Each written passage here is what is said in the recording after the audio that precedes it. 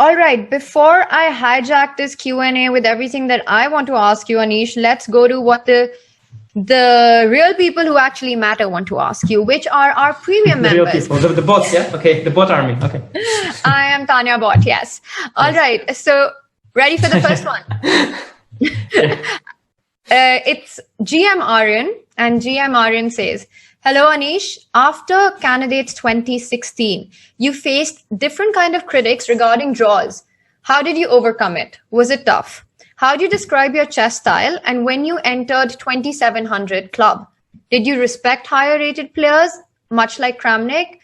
And how do you approach them playing now? So it's a two-part question. The first one is about post 2016 candidates and the entire moniker that you got after that about too many draws. How did you overcome that, and just what was it tough?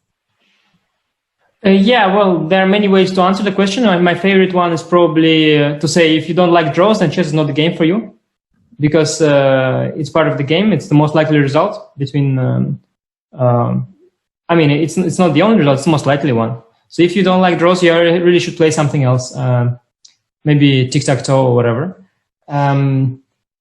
As for the 2700 barrier and all that, I mean, chess is, especially at the top level, is a fascinating mix between the psychology and chess playing skills and preparation. And they are so intertwined that you cannot separate one from the other. Especially with, I mean, the preparation bit is more relevant to some than to others. But definitely psychology and chess skills, they are completely intertwined. And in a way, when you break through the chess elite, let's say, you need to definitely make some adjustments both in the psychology and in the chess skills and in the preparation. So it was definitely tough at first. I must say, at first I had a bit of a weird entrance, because at first I was going very, very easily, very well. Then I entered 2700 pretty swiftly. Then I even won a top tournament, Reggio Emilia. Yes. And that's where I think I slightly, it happens probably to most people, but I slightly overestimated myself, maybe, or I didn't. Anyway, I was way too confident at that point. I was still much too immature to be a proper top player, like top 10 player. But I thought that, okay, now I won a top tournament, so what's going to stop me? And I thought it's going to be quite easy, but I had a cold shower in the next few events. I kept playing way too ambitiously, and my results suffered a bit, and I had to sort of come back around again, go back in the queue and enter that again. This time, much more self-aware and aware of the challenges that the top chess player is likely to face.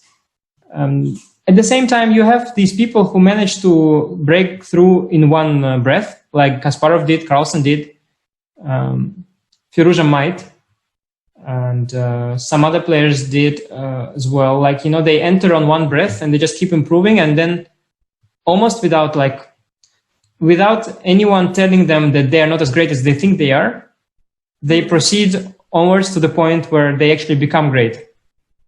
And it is, I guess they have to be lucky for that to an extent. Or they are better from the start. It's hard to say. But anyway, one way or the other, for me, it was not so easy. But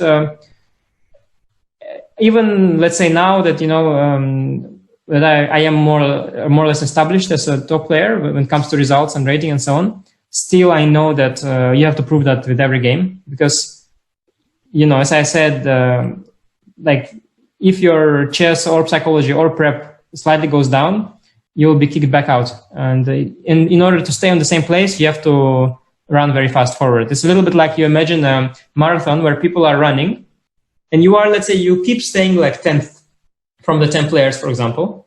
But in fact, if you stop running, then everyone overtakes you.